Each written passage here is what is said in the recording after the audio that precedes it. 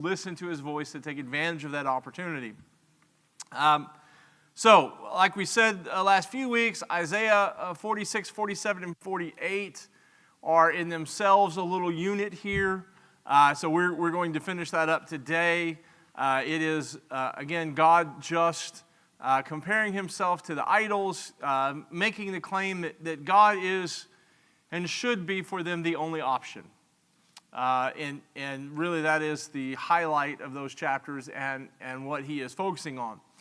He begins in verse 1 and says, "Hear this, O house of Jacob, who are called by the name Israel, and who came out of the waters of Judah, who swear by the name of the Lord and confess the Lord of Israel, but not in truth or right." So you can recognize as we go through this, I think by this particular point going through the book, we can see God being heavy-handed here and reminding them of their covenant, right? He says, you're the house of Jacob. Well, they haven't been the Jacobite patriarchs since before they went into the promised land. And so the house of Jacob goes back to the promise that he made. Even before they became Israel, God was with them. You'll remember, they leave Egypt. God has made a promise through Abraham. It continues up and he says, I'm going to make you a nation. You're going to have many people in all the world, give you land, and all the people are going to be blessed through you. And so as they leave Egypt, they are not a nation yet. They don't have a land. They don't have a law. They don't have any of those things. And so God, in the process of moving them from one place to the other, builds them as a nation. But before that, they're just a family of Jacob's offspring. These are the Jacobite patriarchs is what we call them for a fancy term. It is all the people who have come down from the house of Jacob, who have dwelt there. And so God is moving them back to the place that he had promised. And so he calls to that. You were from the house of Jacob. And then he said, you're called after the name Israel. Which again, you remember where Israel came from. It was Jacob's name changed when the promise was given through him. And so this is all a reminder. God is saying, listen, you are people that I've had a long relationship with. We've had this great covenant throughout all these years, throughout all these generations. I have been there for you. And you swear by the name of the Lord and confess the God of Israel, he says. But, and this is the sting, right? Had he stopped right here, Israel's reading this and going, hey, we're doing pretty good. It says, but not in truth or right. Now, the interesting thing here, the Hebrew word for truth is the word emet. And I know that doesn't mean a lot of things to you, but it's not talking about accuracy. In other words, it's not saying, well, this is true in facts. What it's saying is, this is integrity. You've not been people of integrity. And so he says, here we've had this relationship, we've had all these things going on, we have this great history, and you have confessed my name, you have said we have this, but when I look at your actions, what I see is you're not people of integrity. Now, let's look at that for a second in a modern sense. And how do we apply that to us today? Can we be guilty of sometimes claiming God's name in our lives without living in truth? Well, absolutely. It's one of the biggest problems that people who are religious-minded have, right? They make this great confession, they make this great claim, and yet if you took a close look at their lives, they're not necessarily living by it constantly, right? And we used to have a phrase for that. We would call them pew warmers or Sunday morning Christians or something like that. And the implication being, anytime they were in the building, they acted like Christians. Anytime they were outside the building, you couldn't tell one way or the other, right? They just were blended in with the world. And that seems to be Israel's problem. And we can see it very clearly in their lives, but it's sometimes more difficult in our lives, right? So let's ask this question and see if I can get you guys talking today. how can we as Christians ensure that our faithfulness, our confession of faithfulness, aligns with our actions? You were saying a while ago, the only time you act like you act out or when the Christians or whatever it is when you're in the building or when you're in the building. Sorry, get my words back together. But think about it, when you walk outside the building, you don't even look like a Christian. You walk inside the building, you may look like a Christian, but are you a Christian? Is that not what God's saying here? You look like it, you call on the name and all these things, but you're sitting there and you're doing nothing. You don't study, you don't treat one another, you don't do all these things. So he said, is it saying the same thing to us? Look inside real quick. Take a look. Are you indeed doing what? The thing about we aren't saved by works, that always bothered me so much, and it still does. We aren't saved by works, but we are saved by obedience. And in that obedience, there are indeed works. What do we do? Right. What am I doing? Right. And I think James makes the point that works is a natural result of faith. And so if we don't have works, do we really have faith? I think is sort of the question that he's asking here, or the principle that he's posing in that. And I do think, again, I think that is one of the biggest issues that as Christians we deal with. And I go back to a question that usually gets asked. It's an old preacher's question.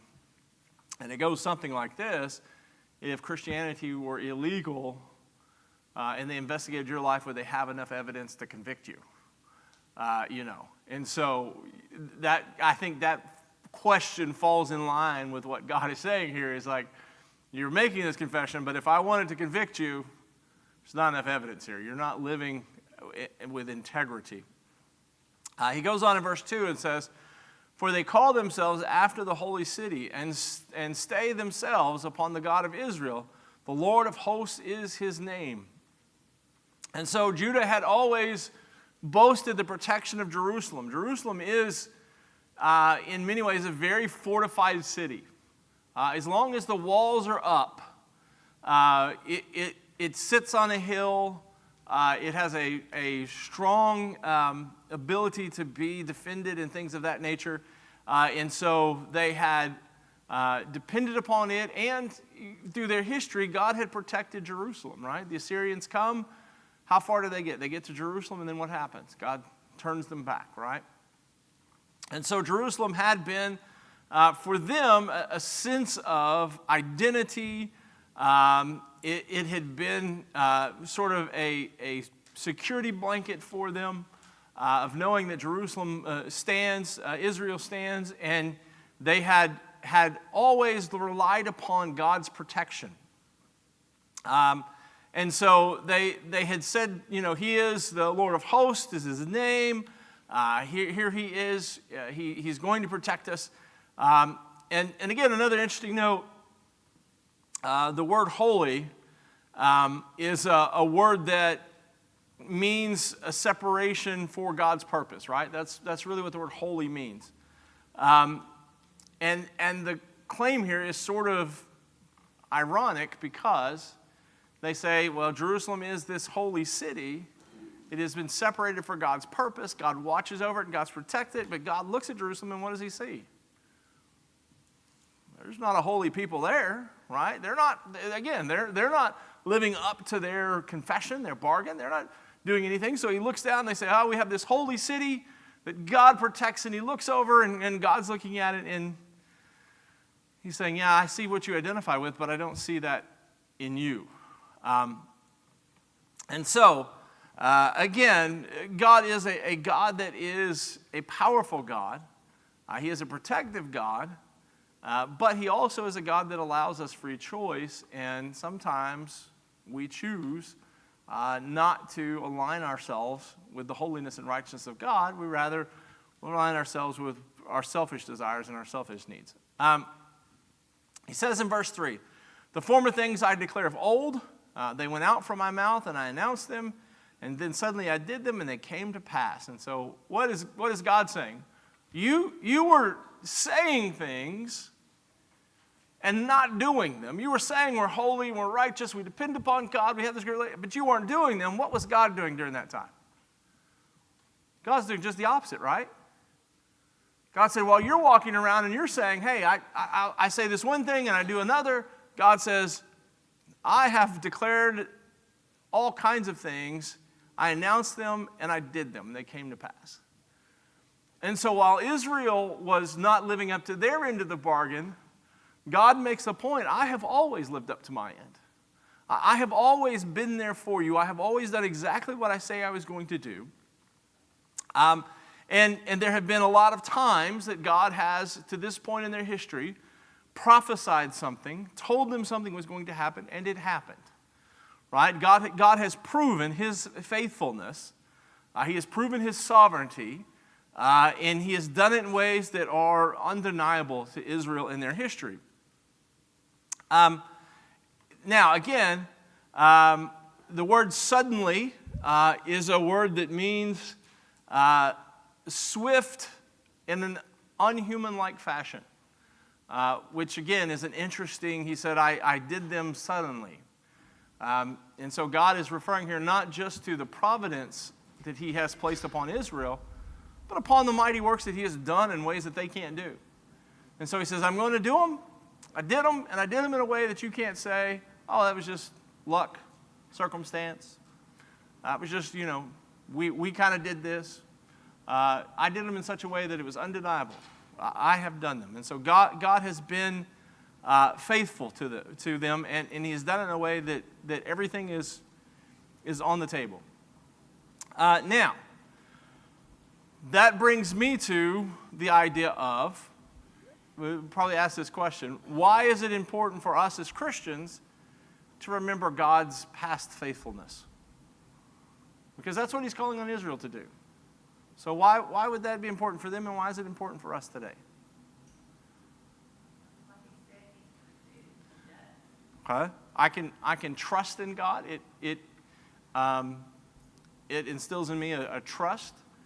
I think about when we had a youth group of about 12 boys. They were all boys, all cousins, it was crazy. There was one young man. I had to watch the rest of them. They were like wildcats. There was one young man, if I said, hey, can you sit here and do this? He would sit there and do that. And, I mean, that's the way he was, right? He didn't get distracted. He got to work doing whatever. And I had learned over the years, he was sort of my trustworthy figure. Like if I needed the group to do something, I would say to him, hey, I need you to send them in this, and he would do it, right? He was on it.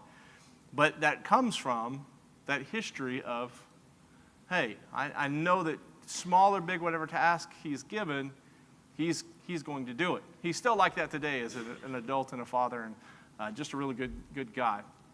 But that's basically what God is saying here, is that, listen, this builds trust. You can look at my record. You can look at all the things that have in the past, and there should be in you this trust that you have in me. But it just seems that they're not doing that, right? They're wanting to go to Egypt to get protection. They're wanting to go to other places to get protection. They're having all kinds of trouble trusting in God. Why is it hard to trust in God in our daily lives? I think we would all admit God is faithful, right? I don't think there's anybody here that if I polled you and said, raise your hand if you think God is not faithful, I don't think anybody here would raise their hand. So if we're all in agreement of that, if God is faithful, why do we struggle to trust him? Yes, ma'am. Because he's not tangible in our lives. We can't touch him. He can't call us on the phone and tell us we're doing something wrong like our parents do. Okay. So, yeah, maybe there's a sense in which he's not tangible. Like we can't call him up for coffee and go sit and talk to him and have a discussion about particular things like we can other deals. What else? Part of it also is that his judgments aren't instant. They may be delayed for a while. We don't see it. We don't get the spanking from mom and dad as they see it happen. Right. God's timing is not our timing, and that is frustrating. And it makes it seem like at least in our mind, we tend to think, well, if he's not doing exactly what I want right now, the way I want it, he must not be going to do it, and therefore I got to do it myself, right? And I don't want anyone to point fingers, but it may be said of my wife that she feels that way about me sometimes. Right? She asked me to do something, and I say, yeah, I'll get to it. And again, the classic joke is, if a husband says he's going to do something, you don't have to remind him every month. He's going to get it done, right? And so my wife at some point thinks, well, if you're not going to do it, I guess I'll just do it, right? But I've got my own time frame in there how I want to get it done. And sometimes we get that way with God. We say, well, God, I need you to do this. I want you to do this now. I want you to do this right away. And he doesn't. And so we just assume, well, I've got to do this myself then, right? Or he's not answering me. And then the other thing, too, is no is an answer, right? We just assume when we say, well, God answers prayer, that doesn't mean God says yes to every prayer. It means he answers it, and sometimes the answer is no, right? So, I think that's hard for us sometimes, too, is because we want everything our way and, our timing, and God works on a different timing, and sometimes his answer is different than our answer, and that's frustrating for us. And so because of that, we tend to try to solve our own problems instead of trusting God to solve them in his time and his way. Okay. He says in verse 4, because I know that you're obstinate, and your neck is an iron sinew, and your forehead brass. So this is a fancy way of saying that they are just stubborn. They are unyielding. So iron and brass were strong metals of the time. And so he uses that. And the word that he uses for obstinate is a word that they would use for an ox that would resist the yoke and sort of stiffen his neck up and try to keep it from getting on there and things like that. And so he says you are basically, and you see this in other translations, you're a stiff-necked people. And he is talking about their stubbornness.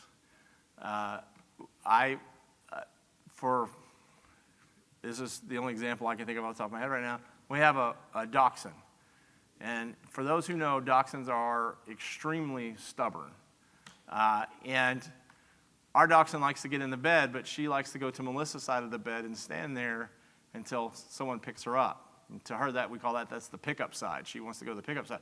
And I don't, when I'm sitting at my desk, I don't want to go all the way around the bed to pick up the dachshund, right?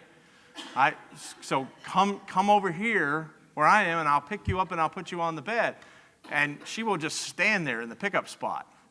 Because in her mind, that's the pickup spot. And she just will not. She's just as dachshund as you can get. She will not change. And it's frustrating. And I wonder if God is not like that with our lives sometimes, where he says, listen, here is the way you go. And like Israel, we are obstinate. We are stiff-necked. We are stubborn. And we say, no, I want to do it this way. And how frustrating that must be for God at times, right? To know everything that we want is available if we would just mold ourselves to his will. So, that's the thing with the dog. The dog wants on the bed. I want to put the dog on the bed. But the dog doesn't want to come to me to be put on the bed, right? So if you would just come over here, you'd get everything you want. You'd get under the blanket, on the pillow, whatever it is that you want. But she just won't do it. And I think God is that same way with us. He says, I've got all this planned for you. I've got all this ready for you. And we stand in the corner and go, no, I want to hear. I want this. I want, this is, and we focus on that thing. And Israel was guilty of that. They had their way of doing things, and they wanted to do it their way, and they were not going to be changed. And God is frustrated with them, and I think today he's probably still just as frustrated with us when we behave the same way, when we say, no, this is the way it's going to be, God, and this I've already decided. I'm not changing, right? So, okay. He gets to verse 5 and says, I declare them to you from old, before they came to pass, I announced them to you, lest you say, my idol did them, my carved image and my metal image commanded them. And so, again, God here is bringing back into the comparison of those idols. So he's saying, I did all of these things. I told you I was going to do all these things, and I did them, unlike you. And then here you are. When I did them, I declared them. And the reason why I had to declare them is because if I didn't tell you I was the one doing them, you would just assume that it was your other gods that were doing them, right? You would attribute everything else to these blessings rather than to me, who has given them to you. And I think that's also a sense in which we look today, we can be guilty as well, right? We think, well, I earned this, or I did this, or whatever, and yet what we don't recognize is without God, we could never accomplish anything that we could accomplish, right? God has given us everything, every blessing that we have in our life. He has filled our life with goodness, and we are simply cashing in the blessings that he has already blessed us with. And so what we should not be guilty of is leaving him out of the sense of accomplishment, right? And again, I think there's a sense in which we should celebrate our accomplishments in life. But we shouldn't leave God out of those accomplishments, right? If you did something, it's because God gave you the ability to do it. He gave you the opportunity to do it. He gave you the chance to do it and all that. I mean, there's just so much in that. And so we never want to separate God from the blessings that he gives us. And I think if we do that, we tend to downplay their value, right? If we just think, well, I've got this going on in my life, and I've got this happening, and all this blessing and all that kind of thing, and we don't make the concerted effort to remind ourselves that they're there because God has given them to us, and we don't think they're God-given things. We tend to just think, well, they're a part of life that should be there, right? Instead of a blessing. And the one thing about a blessing is it is extra, right? A blessing is something that is given that you wouldn't have without it being there. And so looking at this, it is a blessing to be here this morning, right? So God has given us this opportunity. Some people in the world don't have the opportunity that we have this morning to assemble peaceably in a nice building, as Barry pointed out, and to have good friends and a shared history and all that kind. Some people don't have that. It's just an every Sunday morning for us, right? But this is a blessing to be able to do this.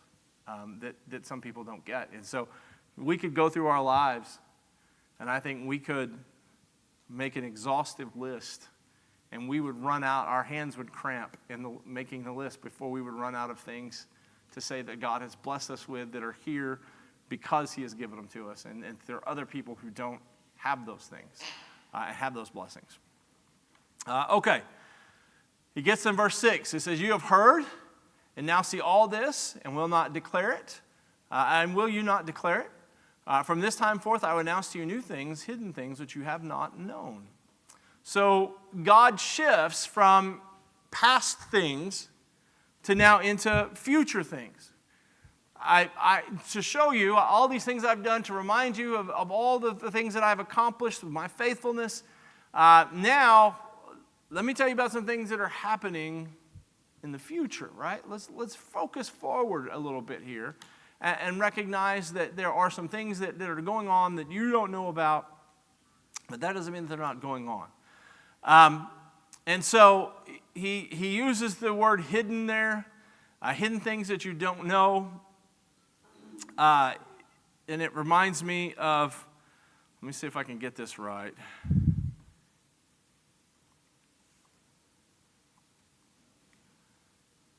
Yeah, okay.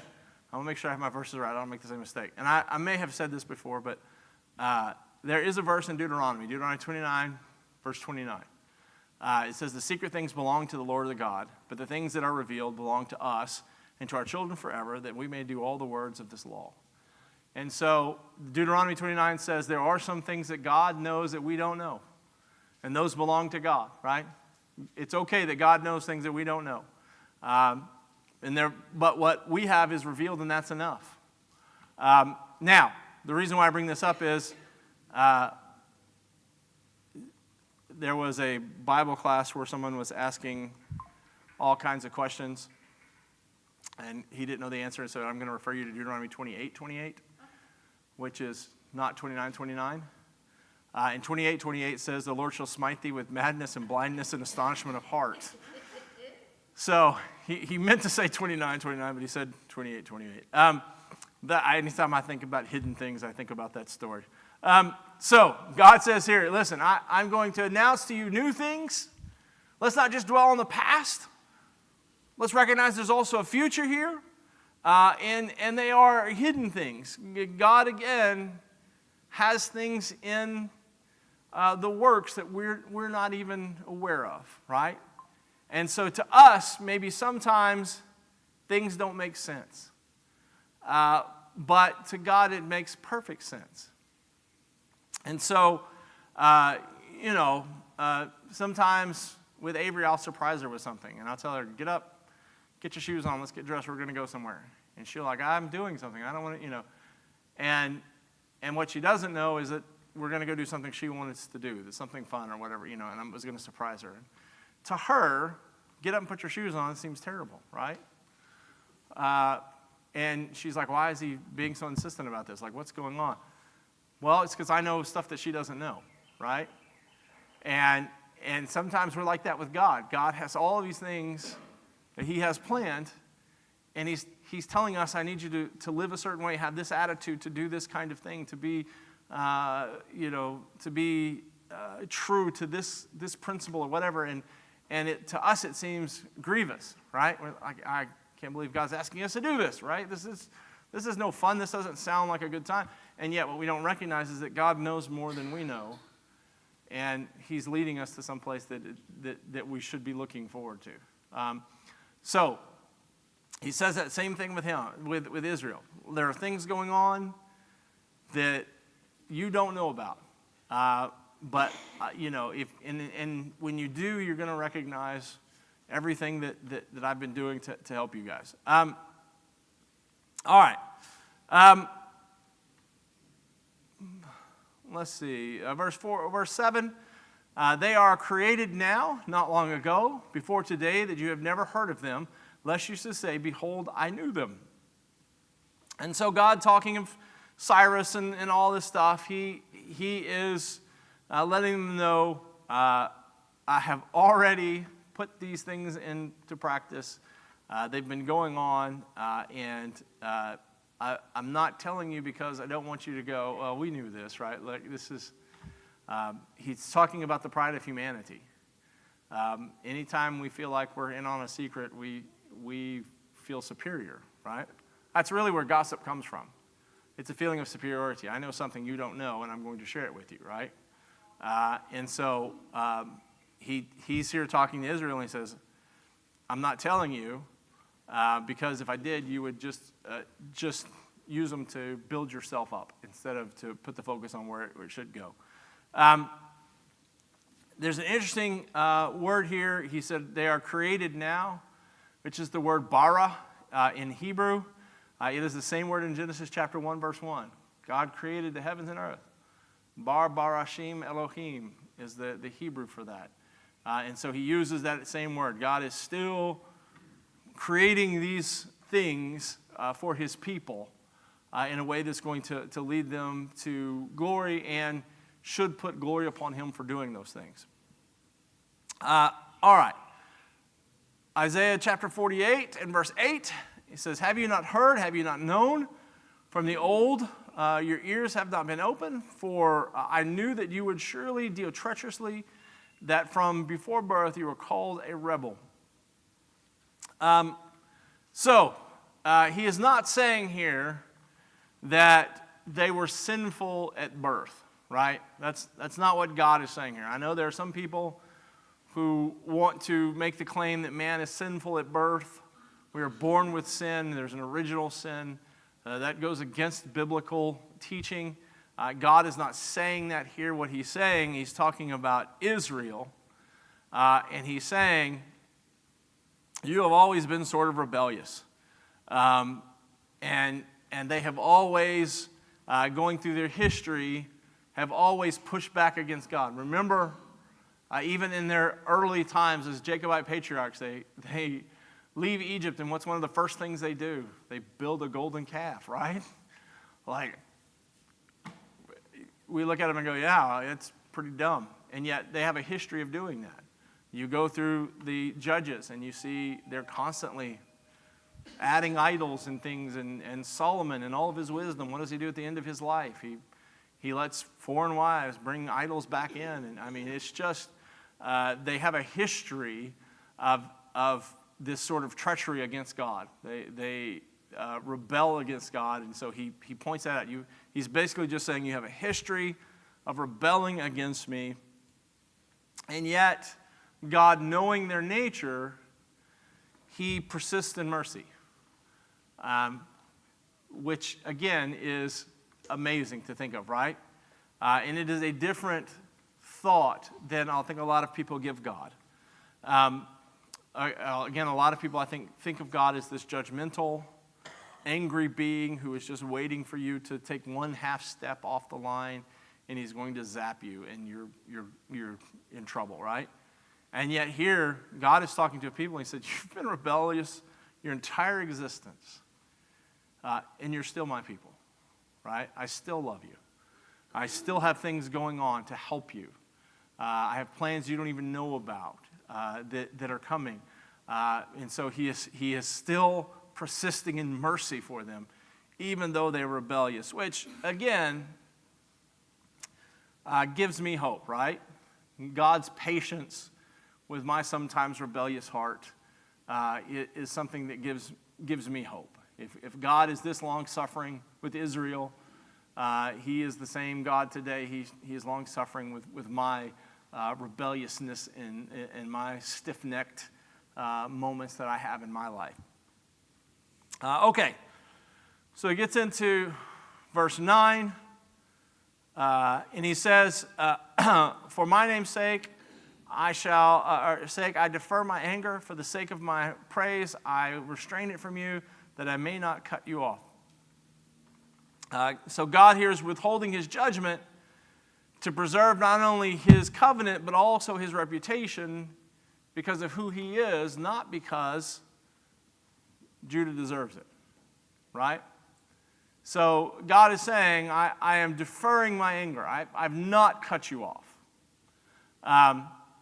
And I've done it because of who I am, and I've done it because of a promise that I made, and it's not you. Now, interestingly enough, again, the word restrain is a Hebrew word that is actively holding back. And so imagine, if you would, someone who is trying to fight, and they have someone holding them back from fighting. You see that sometimes in sports events, like two sides will get in a rumble or something like that, and then some teammate will come in and grab whoever it is and sort of pull them away from the fight, to keep them out of it. And that's sort of the picture that this Hebrew word depicts, is that God is pushing back his anger. It's not that it's not there. God's not saying, I'm not angry with you for your rebelliousness, but I am pushing back my anger. I'm holding it back because of who I am and because of the promise that I made to you. And so, again, I think that is an important picture for us to put in our head, especially when we're talking about our own rebellion, our own sin, that God is not overlooking it.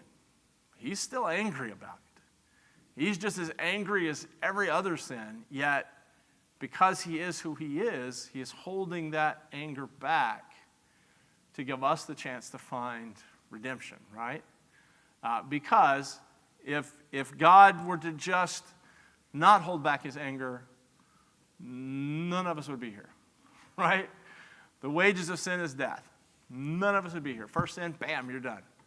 And yet God is restraining his anger to give us the opportunity to be saved. Yes, sir. I think he's not only restraining his anger, but you see again that desire for everyone, that he keeps giving them more and more evidence. Go back and look at these things that are done. And you, all right, let me give you one more here that you can't ignore. I'm telling you, the Cyrus is going to be the one that's going to do this. I'm giving you this. I'm laying it down here for you. Right. What more do you want? Right.